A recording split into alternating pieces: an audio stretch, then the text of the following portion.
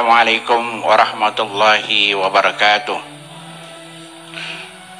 Allahu Akbar, Allahu Akbar, Allahu Akbar, Allahu Akbar, Allahu Akbar, Allahu Akbar, Allahu Akbar, Allahu Akbar, Allahu Akbar, Allahu Akbar kabira, walhamdulillahi katsira, wa subhanallahi bukratan wa asila.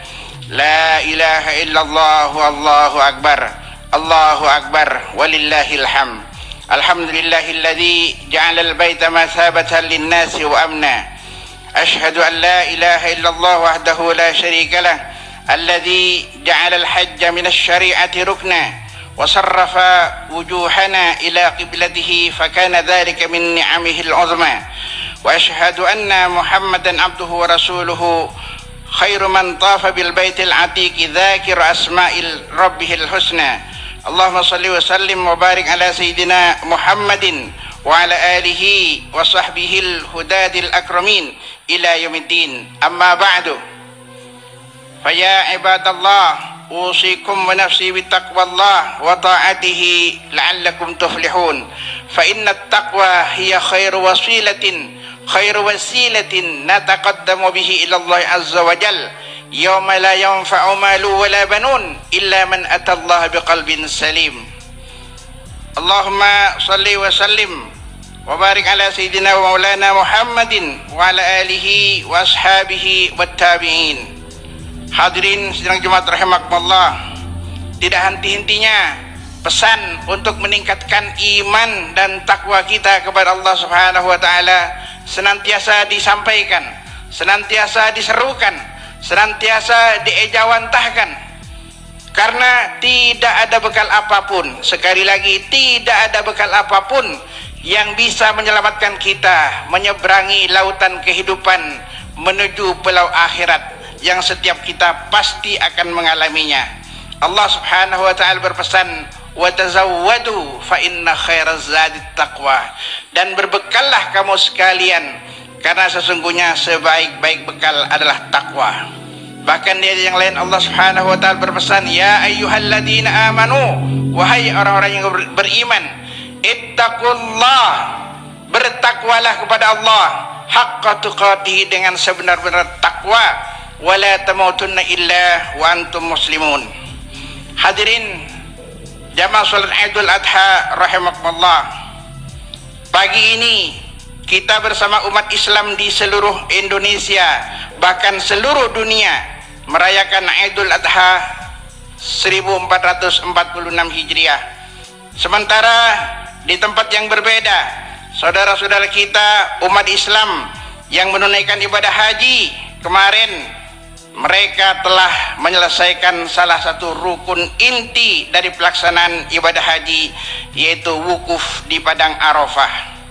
Lalu mereka saat ini menuju Muzdalifah, kemudian mabit di Mina, lalu menuju Mina untuk melontar Jumratul Aqabah.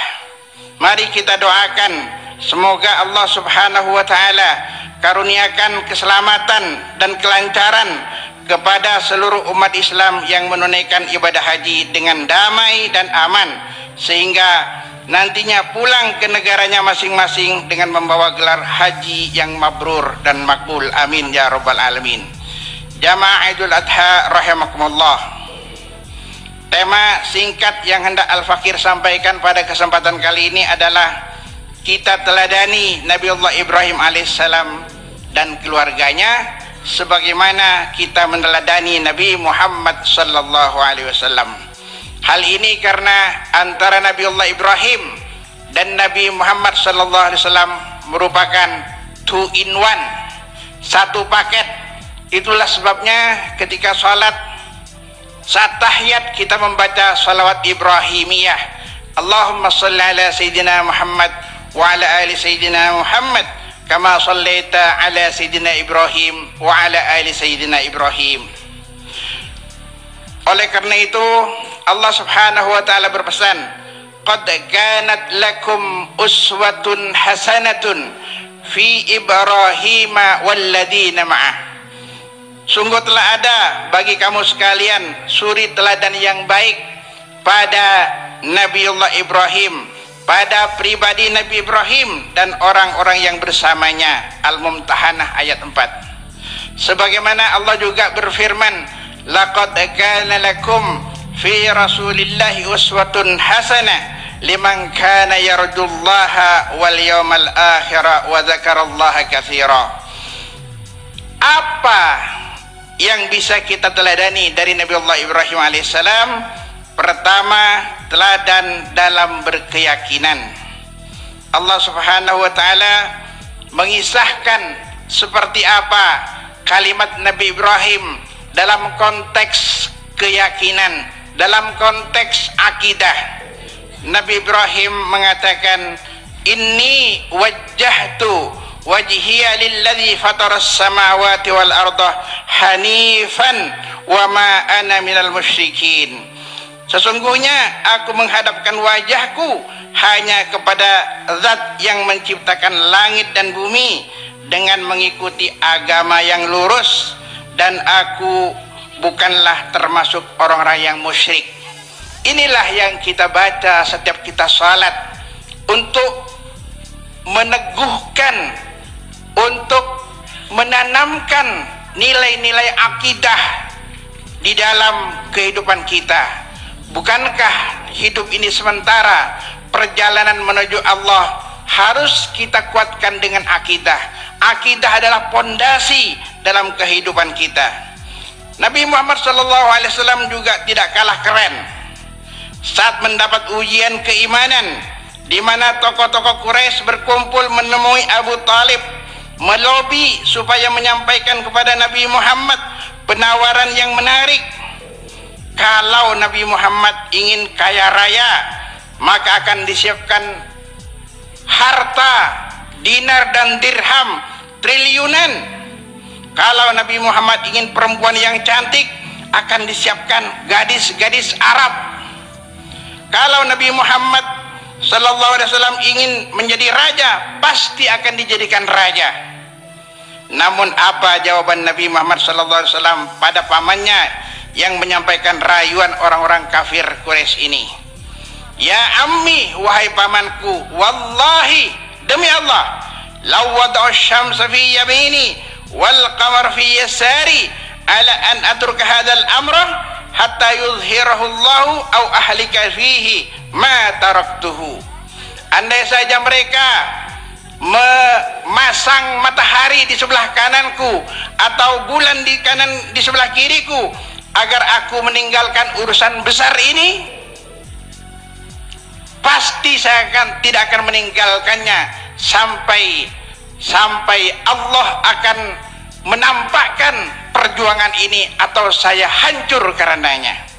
Hadirin jamaah Idul Adha rahimakumullah, akidah dan keyakinan Nabi Ibrahim alaihissalam adalah keimanan yang satu dan utuh untuk Allah Subhanahu wa taala saja. Islamnya Nabi Ibrahim adalah Islam yang kafah.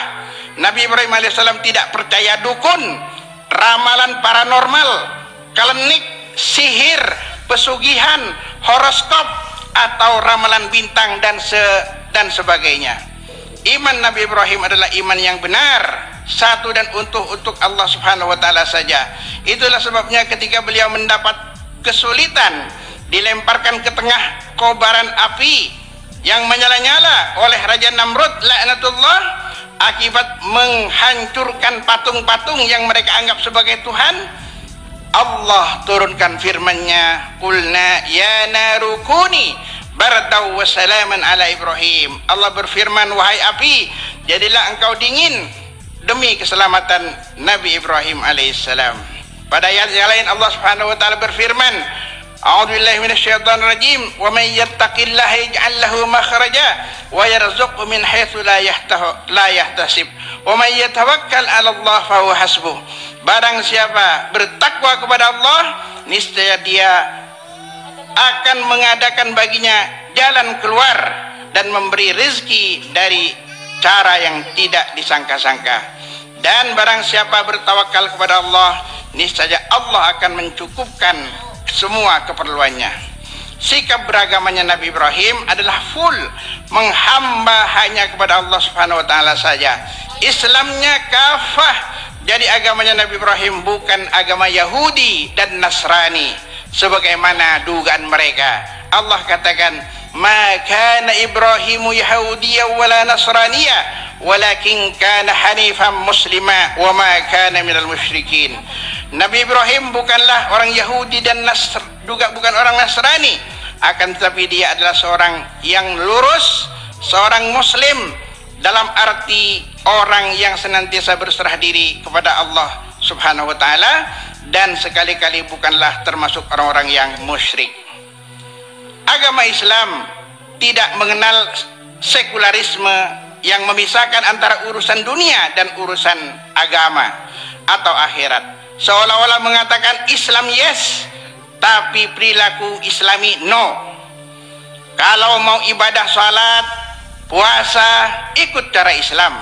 Tapi giliran mau nikah, maunya bebas. Bahkan kadang-kadang ia pro LGBT, pro pernikahan sejenis. Makan tidak mau ikut cara Islam, sehingga tidak mau memilih makanan, tidak mau memilih makanan dengan pertimbangan halal dan thayyib, yang penting enak. Berpakaian, maaf, terutama wanita, sering terjadi kepalanya berjilbab, bawahannya celana legging, dipakai buat olahraga, belanja ke pasar. Tentu ini kurang pas. Padahal ciri pakaian wanita muslimah itu ada 3. Nomor 1, tidak boleh terbuka. Nomor 2, tidak boleh transparan. Nomor 3, tidak boleh membentuk lekuk tubuh. Ibadah puasanya ikut cara Islam, tapi giliran milih pemimpin tidak mau ikut cara Islam. Inilah yang disebut sekuler. Islam juga menolak paham pluralisme agama yang mengatakan semua agama sama. Pemahaman seperti ini sangat tidak benar. Allah Subhanahu wa taala menyatakan, "Innad dina indallahil Islam." Sesungguhnya agama yang diridhai Allah hanya Islam. Wa may yabtaghi ghairal islami dinan fala yuqbal minhu wa huwa fil akhirati minal khasirin. Siapa yang menjadikan agama selain Islam, siapa yang memilih selain Islam sebagai agama, maka pasti tidak akan diterima dan di akhirat termasuk orang-orang yang rugi. Hadirin jamaah salat Idul Adha rahimakumullah, umat Islam Indonesia yang cara berkeyakinannya mencontoh Nabi Allah Ibrahim alaihissalam, mengikuti syariat Nabi Muhammad sallallahu alaihi wasallam, insya Allah akan selalu sesuai dengan Pancasila, terutama sila pertama, ketuhanan yang Maha Esa, dan juga sesuai dengan Undang-Undang Dasar 45 pasal 28E ayat 1 dan 2 serta pasal 29 ayat 2. Jadi kalau ada yang mengatakan bahwa umat Islam yang taat beragama lalu dituduh mengganggu Pancasila, dituduh anti NKRI, anti kebinekaan, itu pasti tuduhan hoax karena tidak sesuai dengan fakta dan realita. Oleh karena itu mari kita teladani cara beragama Nabi Ibrahim alaihissalam yang beragama secara kafah, beragama secara totalitas, karena agama dan kehidupan sama sekali tidak bisa dipisahkan. Yang kedua, kita teladani dalam beribadah. Allah Subhanahu wa taala berfirman, a'udzubillahi minasyaitonir rajim, "Tsumma auhayna ilaika an ittabi' millata Ibrahim hanifa wa ma kana minal musyrikin." Kemudian kami wahyukan kepada Nabi Muhammad, ikutilah agama Ibrahim sebagai sosok yang hanif, lurus dan tidak termasuk orang-orang yang musyrik. Nabi Allah Ibrahim alaihissalam memiliki benang merah dalam beribadah dengan syariat Nabi Muhammad SAW, terutama dalam beribadah haji dan ibadah kurban. Setelah Allah Subhanahu wa taala memerintahkan Nabi Allah Ibrahim alaihissalam untuk membangun Ka'bah, dan Nabi Allah Ibrahim selesai membangun Ka'bah, Allah perintahkan, wahai Ibrahim, panggil semua manusia untuk melaksanakan ibadah haji. Wa'adzim finnas, panggillah semua manusia.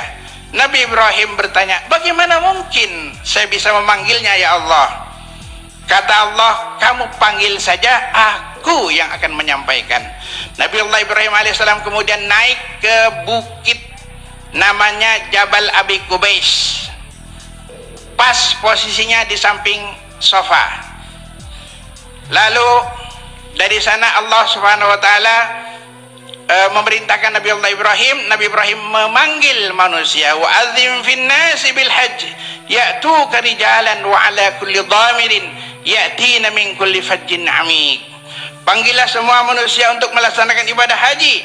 Niscaya mereka akan datang dengan berjalan kaki atau mengendari unta kurus yang datang dari segenap penjuru, jauh dari penjuru dunia.